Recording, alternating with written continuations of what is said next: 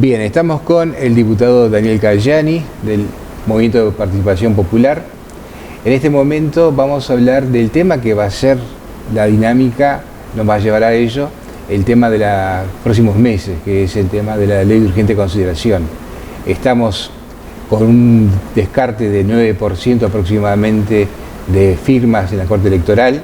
Con la cantidad que se presentó, hace suponer que el eslogan de habrá referéndum ya no es un decreto, ya es una realidad. Sí, nosotros estamos muy contentos porque en realidad el objetivo, que era poder llegar al mínimo necesario más un porcentaje un poco mayor para evitar este 10% de descarte, se logró con creces, ¿no? Se logró con casi más de 800.000 firmas y algunas firmas que no se llegaron a presentar porque llegaron después. Y eso fue sin duda la mayor cantidad de firmas presentadas en una iniciativa de estas características desde que se tiene registro en la historia del Uruguay.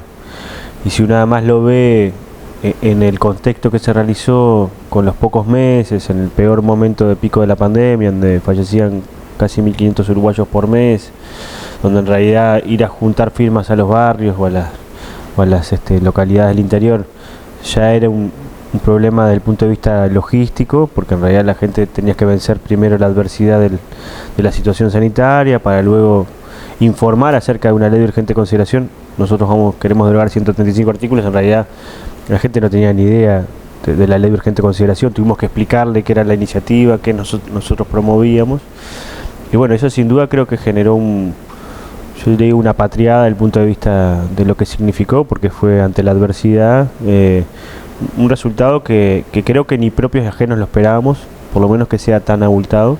Y bueno, sin duda hay que esperar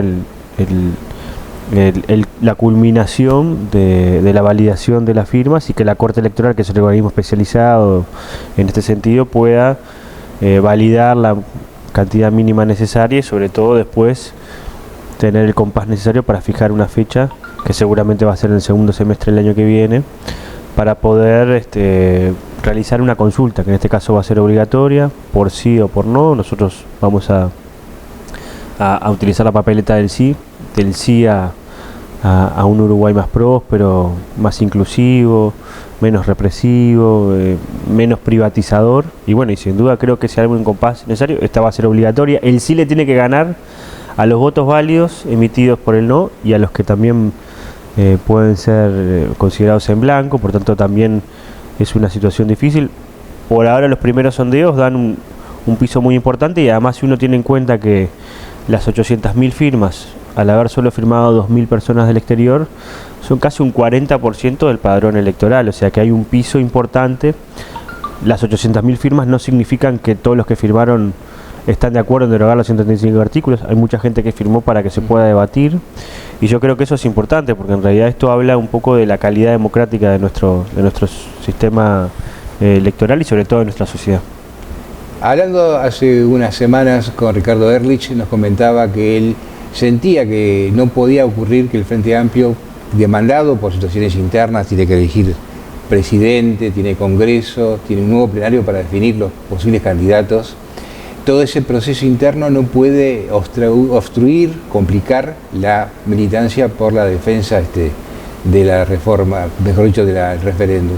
Entonces, ¿está ocurriendo eso o el Frente Amplio está pudiendo sortearlo? No, yo creo que la inclusión de Ricardo como coordinador y María José creo que han permitido lograr empezar a ordenar un poco el trabajo interno de una fuerza política que es la fuerza política más grande del país, que perdió las elecciones nacionales, que afrontó unas elecciones departamentales en una situación excepcional y que pudo mantener en los principales gobiernos que gobiernan la mayor cantidad de ciudadanos de nuestro país, y afrontó una derrota electoral que siempre las derrotas dividen y generan por lo menos confusión desde el punto de vista de la perspectiva. Creo que al Frente Amplio no le sucedió eso, le ha sucedido a otros partidos. El Partido Colorado quedó casi en un mínimo de presión electoral hasta ahora, no se pudo recuperar nunca. El Partido Nacional, cuando perdió el gobierno, le costó muchos años volver a las elecciones. El Partido Frente Amplio tiene dentro de su coalición y movimiento una fuerte pujanza por poder primero resistir las políticas más nefastas que está desarrollando este gobierno, que ha logrado que en menos de un año un 40% de la pobreza aumente, que el salario de los ciudadanos uruguayos disminuya y el ingreso de las familias disminuya un 10% en el último año, que aumenten las personas en situación de calle y sobre todo que aumenten los precios, ¿no? Que bajen las jubilaciones, que son las cosas que sienten todos los uruguayos y las uruguayas cuando va a la feria, cuando va al almacén, ¿no? Que uno ve que aumentan la cantidad de fiados en el almacén de barrio, aumentan la cantidad de puestitos en la feria, en la periferia, que también eso es mucha gente que de repente no llega a fin de mes con un salario que antes tenía y tiene que empezar a vender algunas otras cosas. Eso lo nota la gente y creo que sin duda el Frente Amplio tiene que también ser un articulador entre las demandas concretas del hoy de la ciudadanía y proyectarlas en un escenario de un programa futuro. ¿Para qué? Para resistir las principales políticas, y creo que el referéndum es eso, también es una expresión de resistencia a las políticas más nefastas que está desarrollando este gobierno con la ley de urgente consideración, pero también para proyectarse en el futuro, porque creo que la gente necesita también esperanza y sobre todo un porvenir muy bueno. Justamente por el tema de las expectativas que puede haber a la hora de votar, ¿se está haciendo el referéndum contra una ley o se está plebiscitando un gobierno? No, yo creo que se está tratando de utilizar un mecanismo para derogar los 135 artículos más nefastos de esta ley, que sin duda tienen creo que una guía que justamente trata de criminalizar la protesta en un periodo donde en realidad hay rebaja de salarios, hay falta de negociación colectiva, hay falta de oportunidades laborales, hay restricciones desde el punto de vista presupuestal, hay reformas que se están dando en el Estado sin mucha negociación previa, es decir, y cuando eso sucede en un contexto más complicado, eso creo que no es bueno para el Uruguay, porque el Uruguay es una sociedad de derechos. Siempre nosotros nos consideramos, yo no me considero, no me afilo a la tesis de la Suiza de América, pero sí fuimos una sociedad que tuvo la capacidad de amortiguar los conflictos, de tener niveles de conflictividad menor porque existía mucho diálogo y existía también capacidad de propuesta. La ley de urgente consideración elimina muchos de esos elementos fundamentales y creo que sin duda eso no es bueno para el Uruguay, pero no es bueno para la sociedad en general y no es bueno el ejemplo que estamos dando hacia el mundo. Las sociedades que se enfrentan y que tienen mayor crispación política, si no tienen posibilidades de por lo menos enfrentar democráticamente sus disensos, generan después problemas más graves. El Uruguay lo ha vivido en otras historias, no digo que estemos en la misma lógica, pero sin duda creo que parte del ADN de esta ley de urgente consideración y sobre todo estos 135 artículos tiene mucho de eso y muchas otras cosas, ¿no? Porque en realidad apuesta a flexibilizar la inclusión financiera en una parte que nosotros lo consideramos muy importante, que era que los trabajadores y trabajadoras puedan tener la posibilidad de cobrar su salario mediante una cuenta bancaria. Y bueno, y si eso no es obligatorio, sobre todo para el empleador, porque en realidad no hay iguales condiciones, eso puede permitir mayores niveles de evasión e informalidad en un contexto complicado. Situaciones que se han dado en materia de lavado de activos y sobre todo, si uno lo ve además, ¿no? Es decir, por un lado al Instituto Nacional de Colonización, que es uno de los referentes en materia de compra de tierras a nivel del Estado, se lo va desguazando en partes y la ley de urgente consideración tiene parte de eso, ¿no? Se le sacan recursos, se le vendieron parte de sus activos o se le intentan vender y además... Tema que ahora está en el tapete por la rendición de cuentas. Y que ahora en la rendición de cuentas incorporaron otro capítulo más de ese desguace, pero al mismo tiempo también el Instituto Nacional de Colonización tiene una cosa que capaz que no todo el mundo sabe, que es, al ser un comprador de tierras del Estado, tiene prioridad cuando se hace un negocio entre privados de poder ofertar sobre el precio que se combina entre ellos. Al Instituto Nacional de Colonización no tener dinero para poder comprar tierras, tampoco puede intervenir en esa compraventa y por tanto eso también puede generar efectos más nocivos en cuanto a compraventas que no estén adecuadas a los precios relativos que tienen las propias tierras, y eso también puede generar que la tierra se termine comercializando como un bien especulativo y no tanto productivo, que es uno de los bienes más precisos que tenemos nosotros, más preciado, porque en realidad a partir de la tierra nosotros desarrollamos nuestra producción agrícola, ganadera, lechera. Entonces me parece que sin duda hay elementos que son complejos y este gobierno en campaña electoral no dijo que iba a hacer esto, y eso es lo que creo que y bueno, y creo que también la ley de urgente consideración termina siendo sí una expresión de que la gente puede también tener un mecanismo de rebelarse ante esas situaciones injustas de manera cívica. Eso me parece que sí es importante y me parece que también puede ser un camino interesante. El referéndum es democracia directa. Acá en el Parlamento hay democracia representativa a la hora de votar los legisladores. Usted como legislador votó en contra de la LUC en general. En particular votó varios artículos. Sí. De esos artículos que votó, hay 4 que están queriendo ser derogados por este referéndum. ¿Cómo se explica todo esto? Bueno, en realidad el referéndum no lo promueve solamente el Frente Amplio, ¿no? Lo promueve un conjunto de organizaciones sociales y políticas que para poder llegar a un acuerdo y presentar el mecanismo de derogación vía iniciativa popular, se ponen de acuerdo entre los diferentes artículos que uno quiere poner en consideración.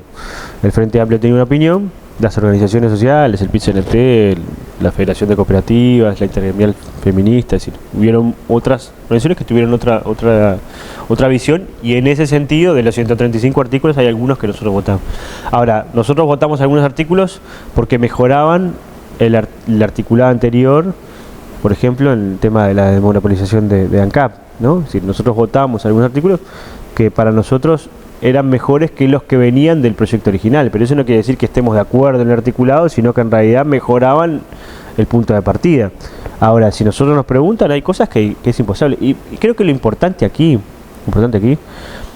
es que esta ley de urgente consideración se votó en un escenario muy excepcional, donde la gente estaba pensando en otra cosa, donde no trata sobre las verdaderas urgencias, y se hizo en 90 días, entre gallos y medianoche, decimos nosotros.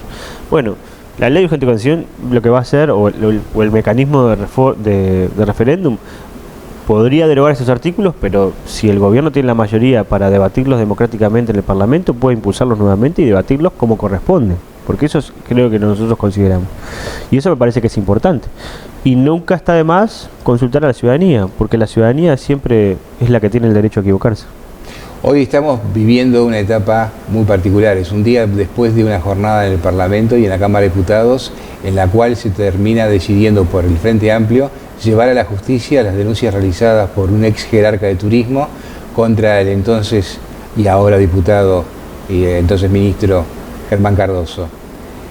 ¿Qué pasó? Bueno, nosotros desde mediados de agosto, principio de agosto, de que empecé a conocer públicamente algunas denuncias que se estaban realizando por parte del ex director nacional de turismo Manchero, que salieron en algunos medios de comunicación, planteamos que queríamos buscar los mecanismos parlamentarios para poder o interpelar al ministro o bueno, realizar una comisión investigadora. Luego los hechos derivaron en que el ministro fue cesado por el presidente de la República, fue echado. Y bueno, ahí tuvimos que buscar otro mecanismo porque interpelar a una persona que ya no es ministro es imposible. Entonces promovimos la comisión investigadora, que es una comisión que tiene una fundamentación acerca de 4 puntos que nos parece muy importante, que es en el peor momento de la pandemia, donde no había un turista en Uruguay, el Ministerio de Turismo multiplicó por 4 las contrataciones directas de propaganda o de publicidad para hacer turismo. Nos llama mucho la atención porque en realidad uno generalmente cuando hace ese tipo de publicidad tiene que tener un retorno, tiene que tener un sentido. En ese caso el Uruguay estaba... dijo que era para promover el turismo interno. Sí, no sé qué resultado tuvo, no sé si usted conoce el resultado, pero en realidad desde el punto de vista del movimiento del turismo interno, por lo menos lo que se hizo no condice con los resultados que se tenía. Pero además hay otros elementos que sin duda son mucho más graves, ¿no? Es decir, no solo que se haya multiplicado por 4 la publicidad en un lugar donde casi no existía turismo porque no había casi movilidad, sino que además se hizo sin informes técnicos de la agencia de publicidad, de manera directa con empresas que algunas hasta ahora ni siquiera se le han podido pagar porque son empresas que no existen, creadas hace menos de un año, en un paraíso fiscal.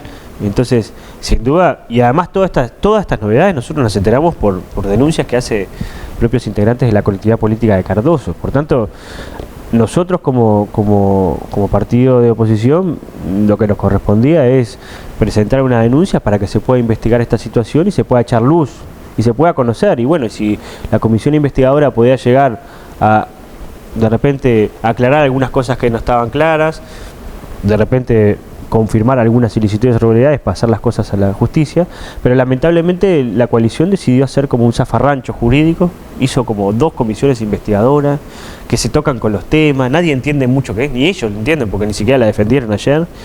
Entonces ante esa iniciativa de querer tapar y sobre todo de salvaguardar la figura de Cardoso, a mí me extrañó porque en realidad uno lo que entendió es que le habían soltado la mano a Cardoso, ¿no? Le habían echado del gobierno, no habían hecho ni siquiera una ceremonia, el presidente no le había mandado ningún tuit saludando a Cardoso como hace cuando echa algún ministro, que le habían soltado la mano, que lo vuelvan a cobijar, lo vuelvan a respaldar.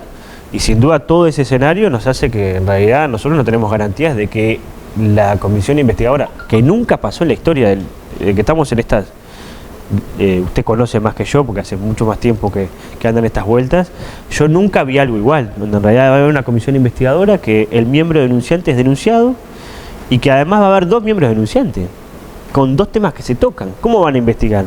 Cuando van a investigar un tema llaman a uno, llaman al otro, ¿cómo? Y lo peor que van a hacer, en dos meses, o sea, en 6 sesiones, yo no sé, y van a investigar 11 años. Es decir, sí, capaz que hay un mecanismo que yo desconozco, pero a mí me parece que esto es una gran zafarrancho jurídico para taparle las macanas a Cardoso, y por eso el Frente Amplio lo que terminó haciendo fue lo que indica el sentido común. Bueno, si no hay garantías para poder investigar seriamente, con responsabilidad, con mucha celeridad, pero también con mucha seriedad, porque en realidad acá estamos hablando de personas que están involucradas, que sin duda tienen familias, tienen reputaciones, pero que nosotros queremos que se esclarezcan las situaciones y que si hay un abuso innominado de funciones, como puede ser que haya en esta situación, la justicia actúe. Entonces decidimos jugar la carta de la justicia porque en realidad la carta parlamentaria la había sido bloqueada por la propia coalición. Por último, su compañera de bancada, Betiana Díaz, dijo que acá hay muchos guapos con fuero. ¿No es también una posibilidad que termine pasando que la justicia convoque al diputado y después no le levanten los fueros? Bueno, yo espero que Cardoso no se sigan parando en los fueros, ¿no? Yo espero que no, porque esta situación la genera el propio Cardoso. Porque si Cardoso no hubiera promovido una comisión investigadora para tapar sus macanas, no hubiera promovido e insistido junto con algunos integrantes del Partido Colorado para que la coalición haga este zafarrancho jurídico, esto no hubiera sucedido. Hubiéramos tenido una comisión investigadora como corresponde, él se podría haber ido a defender y esto habría terminado donde tendría que terminar como corresponde.